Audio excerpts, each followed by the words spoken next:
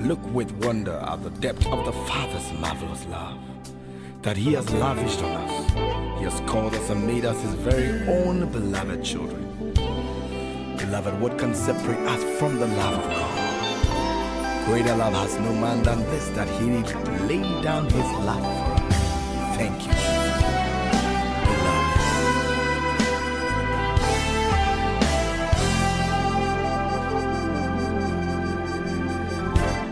Jesus, I'm deep in love with you, so deep in love with you.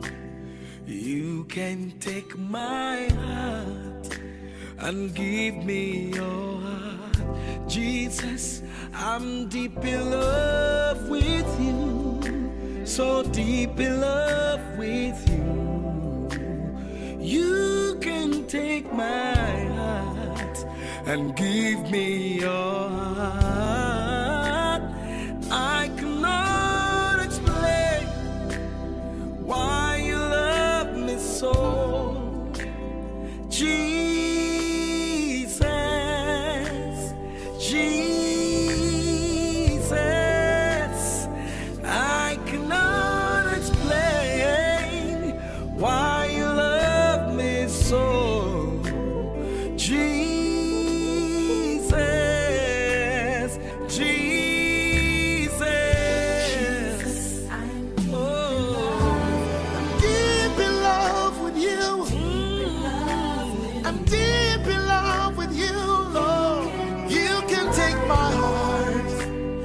Give me your heart, oh. I'm deep in love, the lover of my soul, deep in love, and the keeper of my heart. I never loved. and Give me your heart. I cannot explain why you love me so,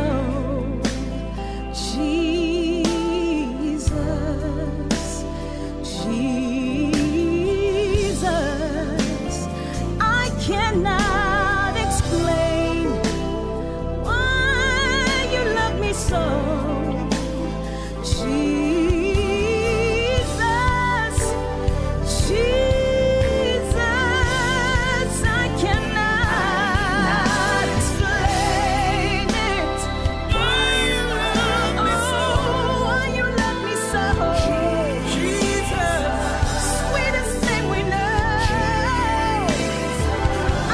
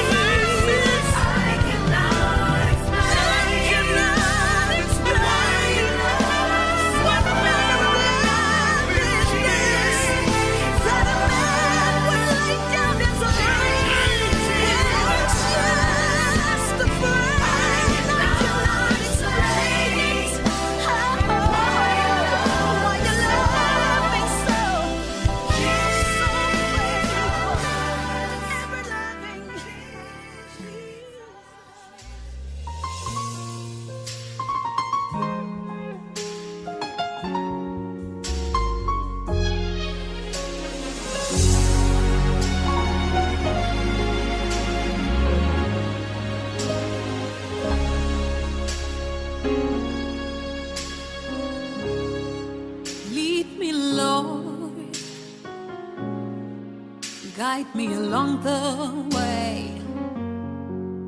If you lead me, I cannot stray. Lord, let me walk each day with you. Lead me, Lord, in your way. Lead us, Lord. Teach us thy paths. Without your light, Lord, we cannot see. Oh, let us walk each day with you. Lead us, Lord, in your ways. Speak, Lord, thy servant heareth, waiting for thy gracious words, longing for thy voice that cheereth. Master, let it now be heard. Speak, Lord, thy servant heareth, waiting for thy gracious words, longing for thy voice that cheereth. Master, let it now be heard.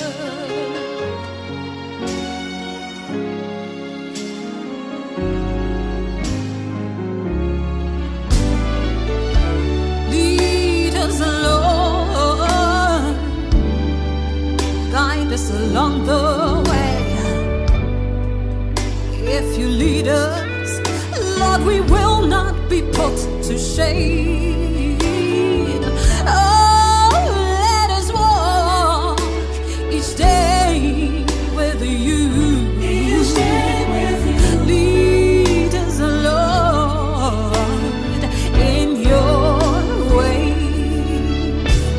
Speak, Lord, thy servant heareth, waiting for thy gracious words, longing for thy voice that cheereth.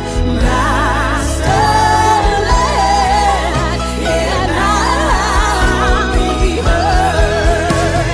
Speak, Lord, thy servant heareth, waiting for thy gracious words, longing for thy voice that cheereth. Master, let it now be heard. Speak, Lord, thy servant heareth, waiting for thy gracious words, longing for thy voice that cheereth. Master, let it now be heard. Master, let it now be.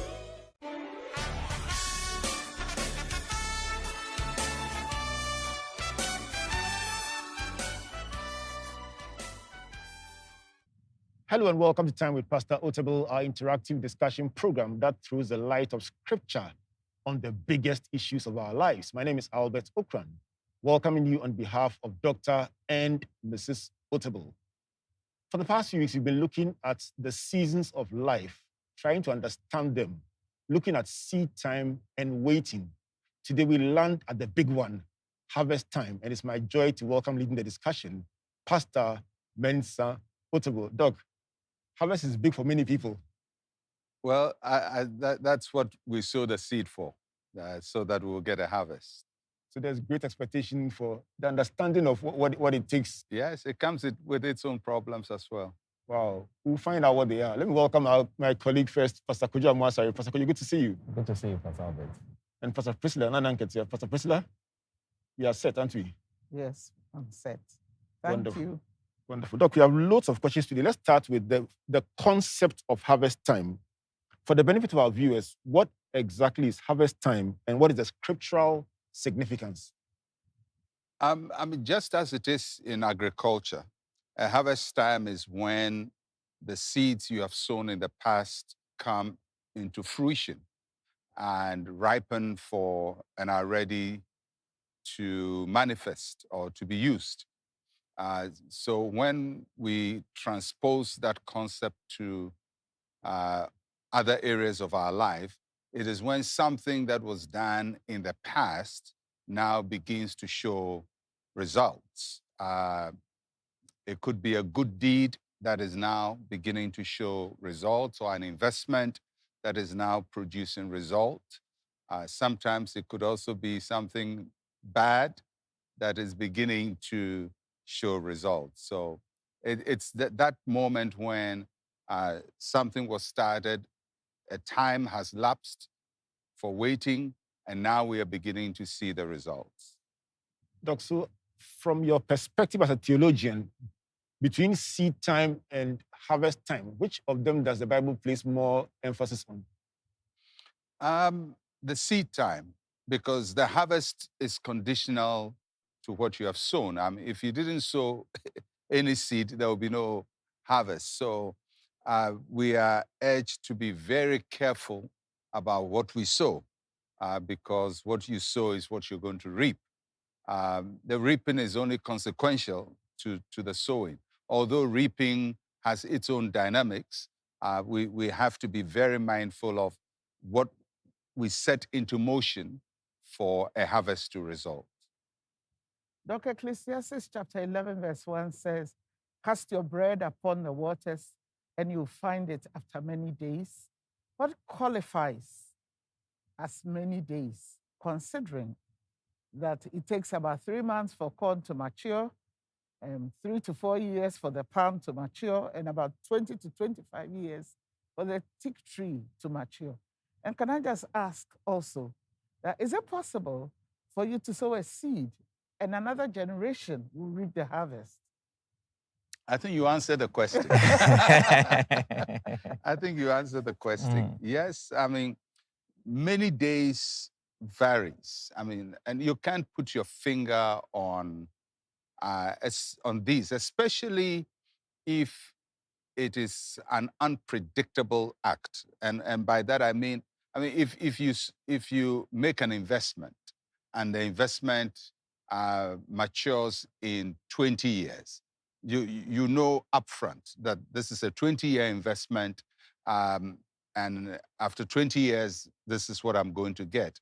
However, if you started a business, make the same investment in a business, you cannot predict when the business will take off. Even if you have a project plan and you have done your study and you've done your forecast and you know when you're breaking even and when you're going to make profit, there are all kinds of circumstances that can come and disrupt your process. So normally you say all things being equal, this is what you will get.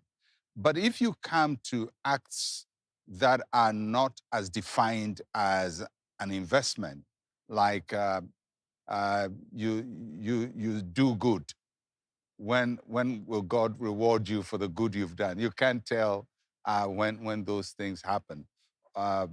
So it varies. I mean, some we have control over, some we don't have control over.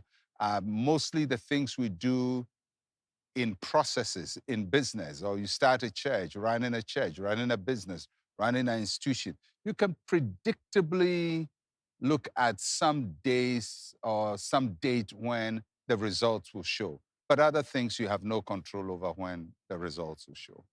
I'm interested in what another generation, reaps. Yes, I think it's also important for us to be mindful, to be generational, that we don't just do things for our own benefit, but we also do things for other people's benefits. And the other people could be people related to us or people who are not directly related to us. So when we make an effort, we shouldn't just think of how it benefits us in the immediate.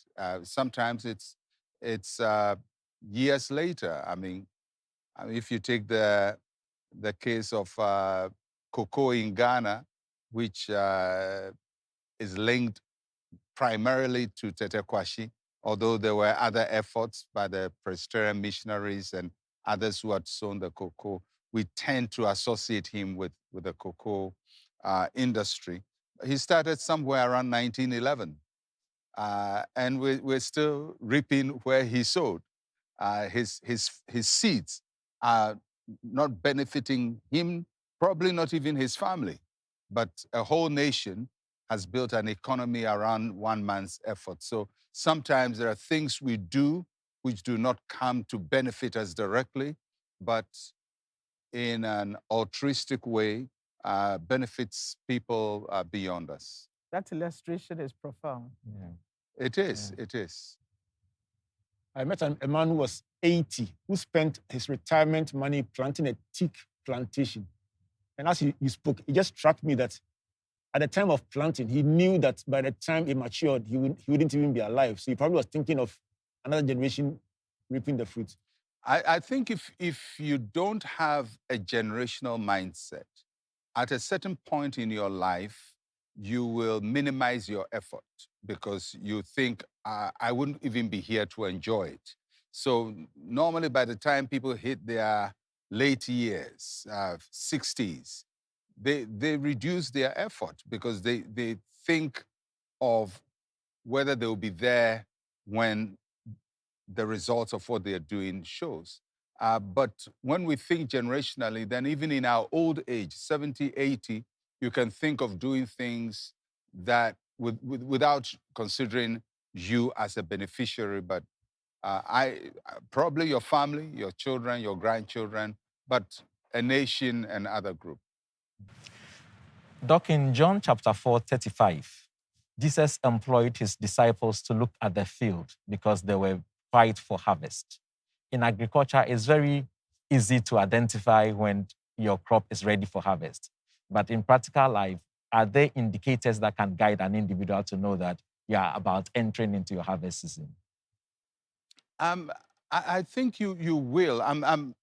If I'm looking at a pastor who starts a church probably with about 10 people, and he teaches, prays, encourages people, does that for years, and it's still 10 people, 12 people, and then it gets to 8 people, and then it gets to 15, and then it comes to 10. And it continues for 2 years. Then all of a sudden, you begin to see new faces coming in, the people in the church becoming more enthusiastic, inviting friends. So one time you see 10 people, and then it's 20, then it's 25, then you go into 30. At that time, you would know that the effort you've been putting in for the past 2 years is beginning to show results because you see it in the people coming. So those would be the signs of the harvest. But then when you see that, Jesus says, when you see the sign, then you go in and harvest. That means from then on, your strategy should not just be sowing, but also harvesting. You must have a plan to bring in more people. And the same, I suppose, would be for a business person who spends years doing all the hard work, and all of a sudden, his business takes off. People are recognizing the product is registering. People like the product.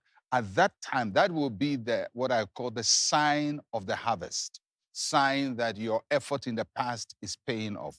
But from then on, you have to be deliberate and intentional in widening the harvest. Because if you just go with the science of the harvest, it will just plateau over a short time. Is it also an endorsement that your efforts and the strategies end some results, so you can probably continue with that same strategy? Well, the strategy you use in a sowing season will not be the same as what you use in a harvest season, because when you're sowing, you're dealing with less people. Whereas when you are harvesting, you're dealing with more people. So for example, if a church is in a small place, that takes 10 people and maximum seating is 20 and 40 people come, what are you going to do? So at that time, you have to have a different strategy. You can't continue doing the same things. You either look for a bigger place or you do double services or 3 services, So you have to think a little differently from when you were working hard without seeing any results. And many times, people can do very well in a sowing season and be very poor harvesters because they keep doing the same thing when it's harvest time, whereas that season will call for a different strategy, a different approach. Doc, let's talk about the season, the strategy for the harvest season a bit more. What kind of posture must the person who is harvesting have? And how important is timing? You mentioned going at once. How critical is timing at harvest time? I mean, if we take the parable of Jesus, he says, once you see it, once you see the sign, you act. I mean, I can talk about church a bit more because that's my field. I mean, you start a church and sometimes for 2-3 years, it's almost like nothing. You don't see people coming. The people are not consistent. Then all of a sudden, you begin to see people showing more interest, people attending more. The members now invite people to come. People are more enthusiastic. People are serving in the departments of the church. The choir is singing better. There is a sign of life that all these years of laboring is beginning to show life. Now, at that time, you cannot do the same thing you were doing before. I mean, you still do it because you're still sowing for the future, but you have to alter your approach. Sometimes it may even be altering the kinds of messages you preach, because a message you preach to a few people may not be the same message you preach to a larger group of people. A message you preach to people who are familiar with you and have stayed with you for 2 years may not be the same approach to people who don't know you and have just joined you. You need a different communication strategy for them.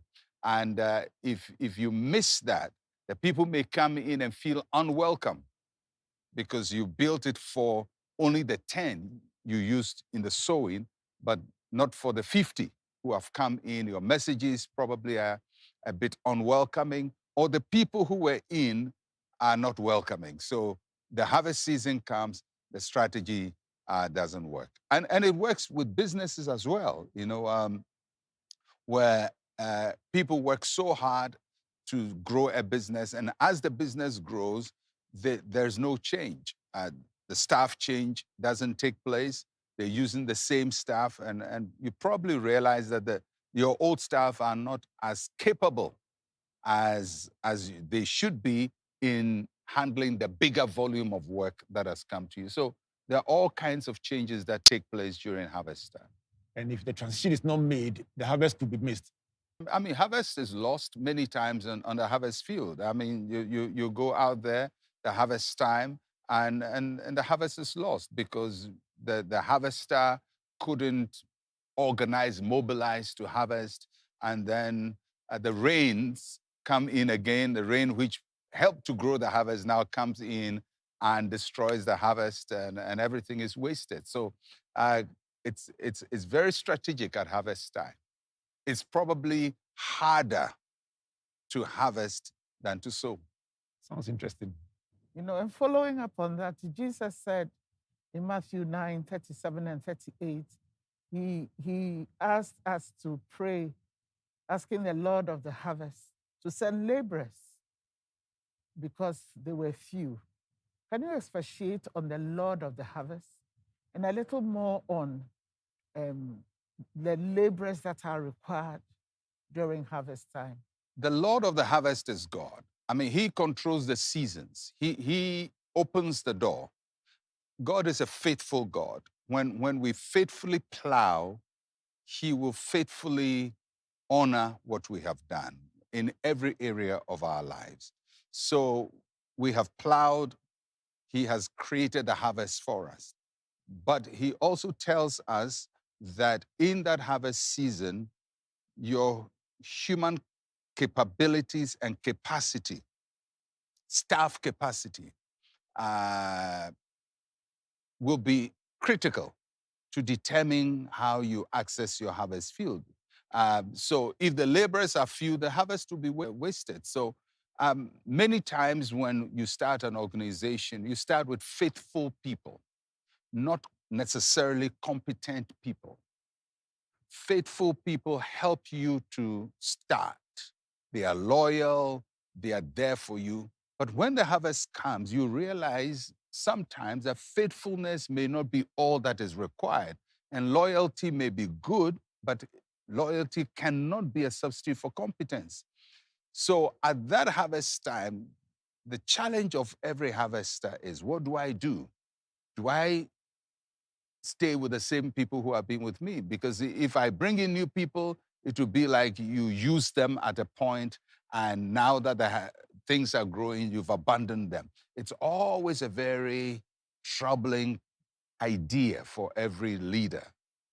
But Jesus says you need more laborers. So if Jesus said it, then it means that you have to, at that point, widen your scope. And sometimes the people who come in subsequently may be better qualified, but they weren't there when the seed was being sown. And people disparage them. You waited till when it is cool, you are coming in. Where were you when we were suffering? But if they don't also come in, all the effort you have made at sowing will be wasted. So you bring in more capable people. And sometimes, if it's an organization that pays salaries, you may pay them higher than those you started with. And it can create conflict. People can feel used, and people can feel that they've not been cared for. I mean, there are things you can do with the people you started with, training them, exposing them. Some are able to grow with the organization, but unfortunately, some are not able to. Some, for whatever aptitudinal or attitudinal limitations, just are not able to catch on to the new things that are required when things have worked out.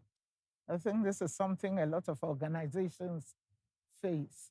Yes, apart from training to try and upgrade some of those faithful people, how else can we kind of work around the conflict it creates? It's very difficult. Some of these issues have no simple answers. You know, you're trying to reward those who have been faithful to you. You are also trying to take advantage of the new opportunities you have. And there's always a conflict. And if it's not managed well, then in handling those who have been faithful, you miss the great opportunity. Or in taking advantage of the great opportunity, you lose those who have been faithful. So there has to be a balancing act. Ideally, those who have been faithful should also be able to upgrade themselves and be able to have a new attitude towards what is happening. And if we don't have that, we will always use mediocre people in our harvest time, and the harvest will be shortchanged. This is time with Pastor Otabil, and I'm learning that the harvest can be even more difficult than seed time. So if you're excited about the harvest, there's so much more you need to learn as we ask Pastor Otabil the questions about harvest time. Let's continue after the break. Please don't go away. Experience the ministry of Pastor Mensa Otabil every day on different platforms. Worship with us in person every Sunday at ICGC Christ Temple at Abusuka in Accra, off the Kolibu Road. Be inspired every morning with Word to Go by Pastor Mensa Otabil. It's online on my ICGC app, Facebook, and YouTube at Mensa Otabil and at ICGC Christ at 5:30 a.m. Word to Go is also now on TV3 at 5:30 a.m. and on partner media platforms at scheduled times. Time with Pastor Mensa Otabil now airs thrice a week on our various online platforms. Make a date on every Thursday at 6 p.m. and again at 8 p.m. and on Saturdays at 6 p.m. Find us at Mensa Otabil and at ICGC Christ. We're also on TV3 on Sundays at 6 p.m. and partner media platforms at various scheduled times. Be blessed by the Living Word broadcast every weekday at 12:35 p.m. on Joy FM and at scheduled times on partner media platforms. Welcome back to Time with Pastor Otabil, discussing today the seasons of life with the focus on harvest time. Pastor Kojo? Doc, in Exodus chapter 16, verse 4, God instructed the Israelites to harvest enough manna only for the day. What did he really mean then, and are there any lessons for us now? I don't think that has a very wide application in terms of the harvest as we are talking now, because in the first place, they didn't sow the harvest and they were not reaping. This is God's generosity given to them. And God was telling them, if I'm giving you, trust me daily to provide for you. We cannot call that a harvest time. It will be divine provision. And we have to depend on the Lord to provide for us when we are in that season where he provides for us. And every day we just go out there and trust that God will provide for us. But when we have put in an effort, as they did later in the promised land, and there is a harvest, then we cannot just be very measured with the harvest. You have to bring in the harvest as quickly as possible in the most efficient manner. So when God opens a mighty door for you, you don't become shy about the door. You have to make the most of the opportunity that God has given to you. Doc, let's stay with divine provision and the feeding of the 5,000. Jesus instructed that they gather the leftovers. How critical is it to preserve the gains of a harvest and avoid post-harvest losses? I will not put that directly within the context of a harvest season as we are talking about, but there is an application there where Jesus teaches us that no matter the abundance you have, you must also be mindful not to be wasteful. So here he blesses 5 loaves of bread, 2 fish. It feeds so many people. It looks like there's abundance. Everybody eats and there is leftover. And it's very easy when you are in abundance and there's leftover to be wasteful. And Jesus teaches us that in the midst of abundance, we don't have to be wasteful. And we have to preserve every piece. The Bible doesn't tell us what was gathered was used for.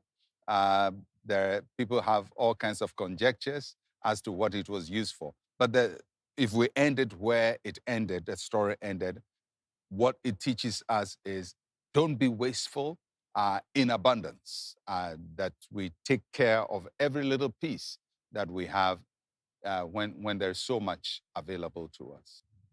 The principle of being wasteful in the midst of abundance, can that be likened to prodigality? Yes. Yeah, being wasteful, yes.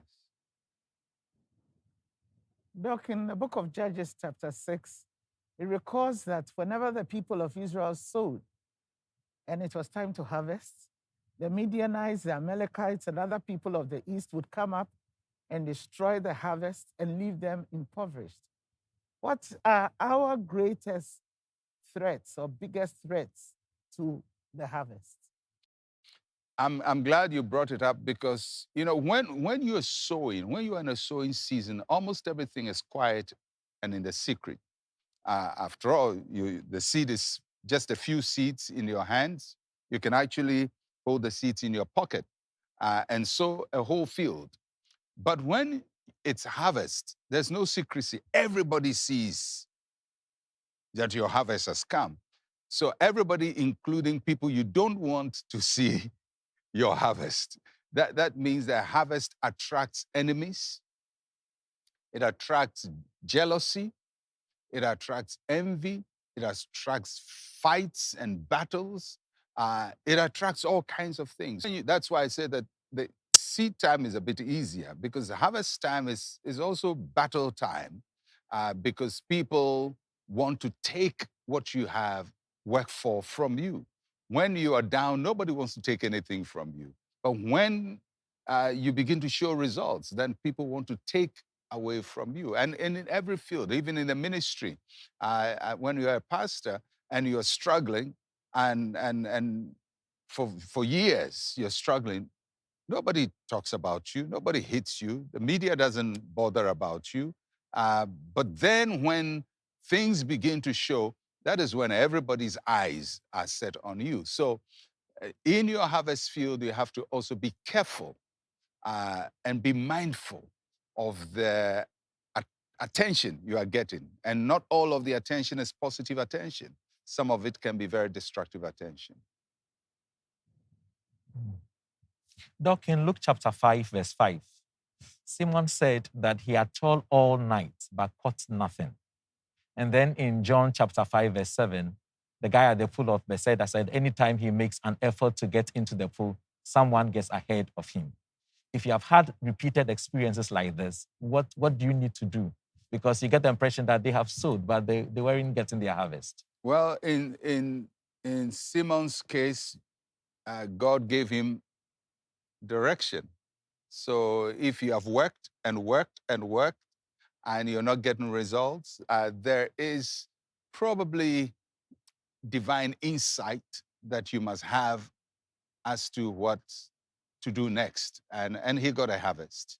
In the man at the pool who had tried, he also got a harvest, so to speak, by an instruction. Jesus told him, take up your bed and walk. So in each of these two instances, there was an information that was required to turn the cycle of failure around. And the cycle of failure can sometimes be in things we do. I mean, you toil and toil and toil and there is nothing. It doesn't mean nothing can be done, as we see in these two stories. Something can be done, but it comes with a new instruction, with a new information. It has been said that if you do the same things over and over again, hoping for different results, then you must be crazy, something to that effect. So, I mean, the fact that you have repeated failure is an indication that the information you are working with, the attitude you're working with, the space you're working in needs to change. And sometimes you need a divine intervention for that to change. And that's what Jesus brought to those. It would seem like repeated failure can sometimes scar you to the point where even when the harvest comes, you still are a cocoon. Because in the case that he mentioned, the man by the pool of Bethesda, even when Christ came with his harvest, he kept talking about the bad experience. Can the past sometimes just trap us from moving forward into the future? Oh, sure. I mean, when you've been disappointed for so long, you don't want to be disappointed again. I mean, you've tried, you've gone for seminars, you've gone for workshops, you've tried, and you come back, nothing happens, and then somebody comes with another solution. You are most likely to reject it. And sometimes you can reject what would have rescued you. And so in as much as we can, and I know it's difficult, but in as much as possible, failure should not make us negative. Failure should not dim our quest for success or for productivity or for fruitfulness. Because if it dims that quest, then your success may stand right in front of you and you'll reject it. So I can understand how doing the same thing and not getting result can make you abandon hope. But we must not abandon hope. We must determine to be hopeful. We must encourage ourselves. We must look for the brighter day. Because if truly what you have been doing is sincere, you've been working hard, you've been putting in your best effort, there should be results. There should be. And if it delays, you have to wait for it and you have to look for it. And you have to look for that additional factor, something you must do to trigger the harvest for you. So sometimes it's just one last something that must happen. You know, when I was a kid, there was something I noticed about mangoes. I mean, everybody in my neighborhood at my age loved mangoes. And there was a mango tree behind our house that was a community mango tree. Everybody, all the kids time it to see which mangoes are ripe, and then we climb up and try to beat somebody. And what I noticed was, you know, sometimes you can, like today, all the mangoes can be green on the tree. And then it rains in the night, and you wake up, the first kid to wake up and go, realize so many of the mangoes are ripe. But before then, the mango would say, I've toiled and toiled and toiled, and nothing is happening. Just one factor changes everything. And that just to show that sometimes you can be there repeatedly in the same place doing nothing, and then one factor changes everything. Like the stories of Jesus that we've talked about. So that one factor sometimes is a bit unpredictable. You can't tell, but it could be just one factor, one direction, one choice you make, somebody who comes into your life, changes your story all of a sudden. And every part of your years of toil begins to bear fruit. It makes sense. One factor. Wow. I will We remember. must trust God for that one factor. Doc, Yes, yes. staying with mangoes. Now, when we were children, it almost seemed like anytime you didn't want to wait for the mango to mature and you climbed earlier than scheduled, pursuing the green mangoes, not only will red ants bite you, but the mango too, when you pluck it prematurely, will lacerate your tongue. Yeah. Is there such a thing as a premature harvest? I believe so. I believe so. And normally we do that when we lose patience and we don't allow the process to play out fully. Or we see somebody's harvest has come and we want ours to come. So you find people who sometimes put unnecessary pressure on themselves and want to manifest what they consider their harvest time. So they take steps that hurt them in the future. So we must be patient in waiting that time comes. And sometimes you can also be very bitter. Sometimes it happens to pastors. You know, you pastor a group of people for a long time, nothing's happening, and then somebody's church is doing well. Then you start harassing your church members and putting pressure on them to do things for you, or you become very bitter and very critical and very condemnatory in your message. And what you're doing is you're worsening a bad case, because the people are not the problem. You know, they need encouragement, not discouragement. The same with the business. I mean, you're working hard and the business is not going on, then you go into, you know, tirades and rants and get to the office and blast everybody and be angry with everybody and demoralize your workforce. Well, you're making a bad case worse. I mean, when things are tough, that is when you need motivation. That's when you need encouragement. So if a general is in the army leading a troop and the troop is suffering losses, that's not a time you come and say you are the worst soldiers I've ever worked with. No, you motivate them and inspire them to go and fight. So that's what we do. The temptation is to pull them down, but at that time, everybody needs encouragement to go and fight. Jeremiah said in Jeremiah 8:20, the harvest is past, the summer is ended, and we are not saved. How can the door be permanently shut to a particular harvest? It could be. I mean, it's harvest season may pass because probably you didn't sow in the sowing season. Just because it's a harvest season doesn't mean you should harvest, because you only harvest if you sowed in the sowing season. So if, for example, you go to a corn farm and the corn has grown, that what has grown was sown by somebody. The person who didn't sow, although it's a season of harvest, will reap nothing. So sometimes people miss a sowing season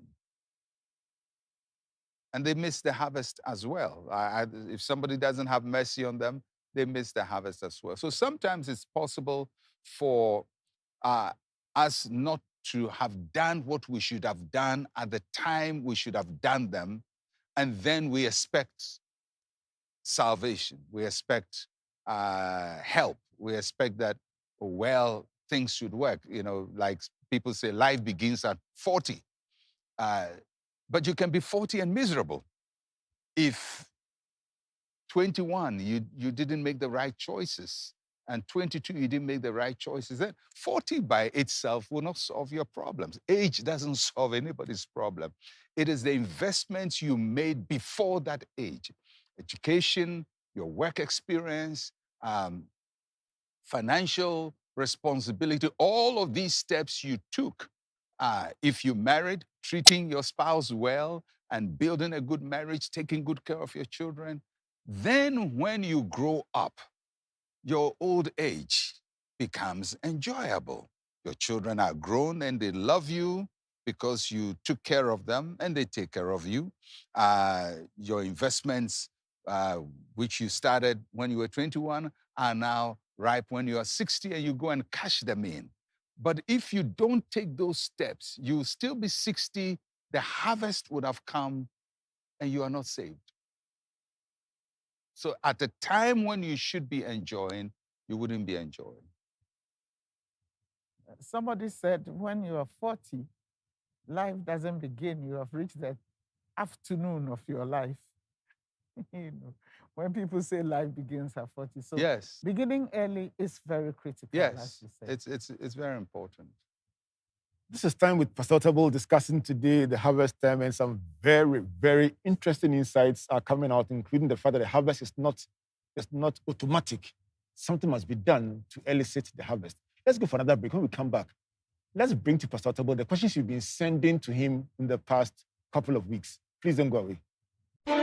Experience the ministry of Pastor Mensa Otabil every day on different platforms.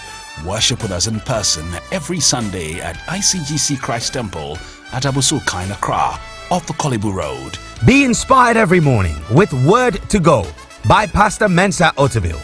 It's online on my ICGC app, Facebook, and YouTube at Mensa Otabil and at ICGC Christ at 5:30 a.m.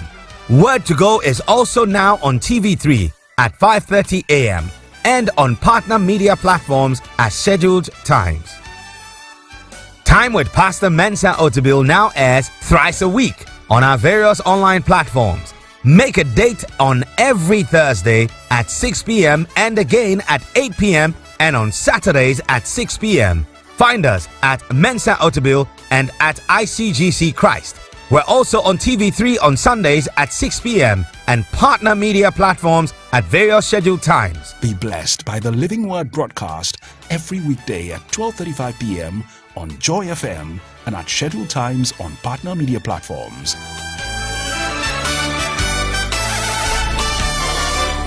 Welcome back to Time with Pastor Otabil, discussing today the seasons of life with an emphasis on harvest time. Just a reminder that you can send your questions for the attention of Pastor Otabil using the number on your screen by WhatsApp, and we'll be happy to ask him in subsequent editions. Pastor Kuyu? Doc, Abraham Hansen has a question for you. He said, Reverend Otabil, what are some of the indicators of one's seasons of life? How do you know that the challenges you are facing are part of God's processes for your life and not a mistake you made? Well, I suppose if you made a mistake, you know you made a mistake, isn't it? I mean, if you made a mistake, you know you made a Yeah, mistake, yeah. and the mistake is what is causing you that. But you know, as Christians, even when we make mistakes, unfortunately, and the mistakes have consequences, God still uses all things to work together for our good. So for the Christian, there's nothing like a loss.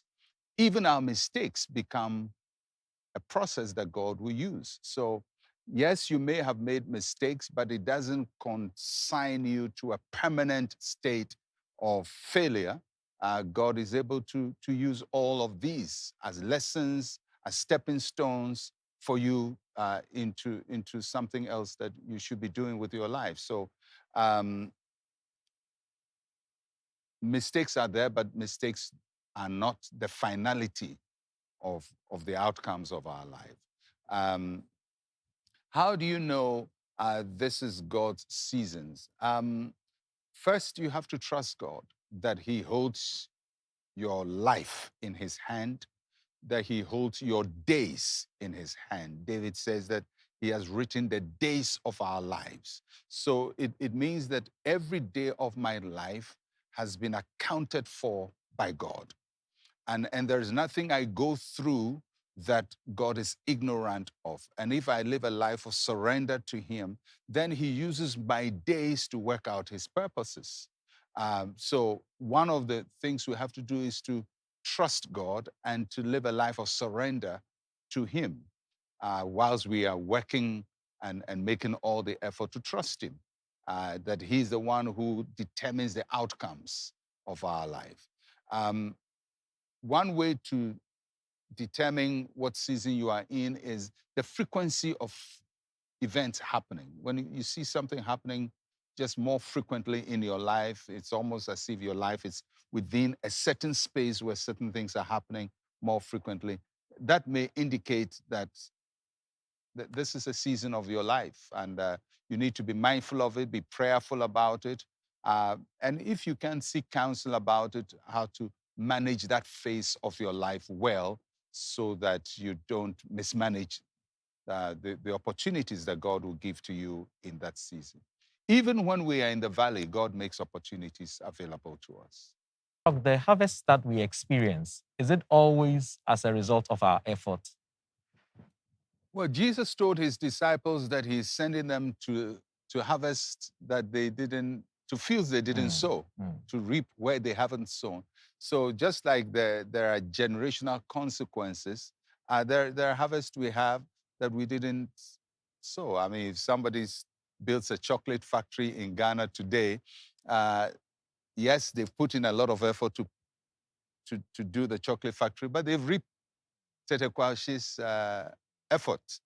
So this is somebody making an effort that now accrues to you. So thank God somebody was there earlier and make the right choices that have benefited you. So it happens to all of us where people's efforts benefit us in so many areas of our lives. Doc Frank has a question about COVID-19. He says, COVID, can we say it is the work of God? Was God taking the whole world through a wilderness? I don't have the competence to answer that question. What I can say is I don't know the mind of God regarding COVID. I think it's something that has happened. My view is that God uses it for His glory. The fact that God uses something for His glory doesn't mean He causes it. Even when Satan plans, God can use it for His glory. So I don't know where it came from. As of now, we don't know whether it's from a lab or from a bat, or a bat in a lab. But wherever it came from, whether it was bad choices we made, irresponsible human actions, whatever it is, as a Christian, my point is to trust God that in every situation, He'll reveal His glory. He mentions wilderness, just for the benefit of our viewers. wilderness in this context would mean a prolonged season of uncertainty, correct? Yes. Okay. Yes. I mean, is the world in a wilderness state? I don't know. I mean, there was a time when we could say that the world was going through hardship, but some countries have come out, some are struggling. Different scenarios are playing out all over the world. I don't, if I will hazard a statement, I don't think God brought the COVID to take the world through a wilderness experience. Catherine is asking, is temptation a part of our life seasons? If yes, how do we handle it? Action is when something, your lusts lead you to pursue something that gets you into trouble. But a trial is many times when God brings something your way to help you to get to the next level of our life. It's almost like what happens in a test when we go to school. You learn a lesson, you are tested based on what you've learned. And then hopefully you are promoted, not demoted, or not stay in the same class. So when God has taught us so much, he's going to test us. I mean, you go to church and hear all these messages, your pastor is preaching and emphasizing something and how to trust God and how to believe God and how to pray. How are you going to learn how to do those things? God has to throw circumstances your way that will require you to use what he has taught you. And that's why he will not test us beyond what we are able. He tests us based on what we are able. Why are we able? Because he's already taught us what to do in those circumstances. And if we just trust what he has taught us, then we'll be able to overcome those circumstances. Dr. Daniel has a question. His question is that, please, how can one identify his seed? And the second question is that, can one identify his seed and still struggle with it? How can one identify his seed? There are different things to be used to discover your seed. First, you have to look at your predominant strength, the things that you have strength in, the things that you have passion for, you love, because sometimes you're strong in something, but you don't love it. So things that you love, and then things that you've received some training in. So it's a strength, it's something, we call it talent. You love it, you've been trained in it. And sometimes it's observable. If it's there, it's observable because people see that you have a talent or you have a strength in this area. So these are some things that people can use to discover what their seed is or what their talent is. And I suppose he uses this seed in terms of talent. Can you discover that and still struggle? Yes, yes, because the seed must be sowed. And during seed time, it's struggle time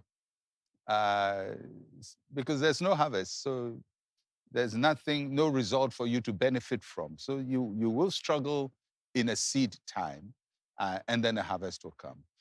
But you can also struggle because although you know these talents, you are not really paying attention to them. So you can know that this is your gift.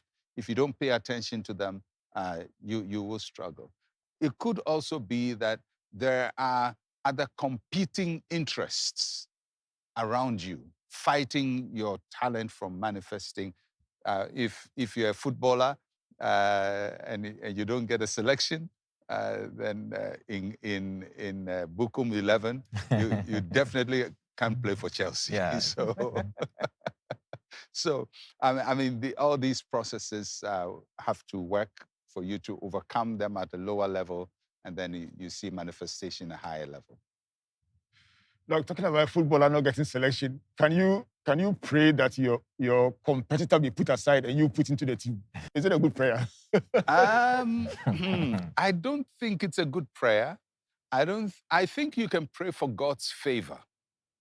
And when God favors you, it means he shines his eyes on you and he pays attention to you and he selects you and he favorably positions you. So instead of somebody being taken out, I mean, if that's going to happen, that has to be God's job to do that. But I don't think you should pray because then it will veer into covetousness and coveting what somebody has and all of that. So your prayer will be amiss. We just pray for God's favor and He determines how to favor us. So can a harvest destroy you? Unfortunately, it can, because sometimes we do well in scarcity and then abundance just messes us up. Sometimes we do well in obscurity and popularity just brings the worst out of you. So some people are better off on the quiet than becoming big, because being out there it's a huge responsibility. How to manage yourself, how to manage people who are against you, how to manage how you treat people who are below you. All of these can, if not managed well, can hurt you. So your harvest season could end up destroying you. We have Thomas Ajay with another question. He says, if I planted my good seed and it produced fruits, and my siblings buried theirs and expect help from me, what should I do? I don't real. want to solve their sibling problems on TV. So I think it's probably a direct question, and the siblings may be watching it. And I don't want the siblings to say Pastor Otabil sides with our sibling and not us. All I can say is sometimes God blesses you, and you have to also be generous. Joseph was blessed, but he shared the blessing with people who hurt him, his brothers. So part of our Christian responsibility is to be kind and to be generous, even to people who have abused responsibility. Or blown their harvest.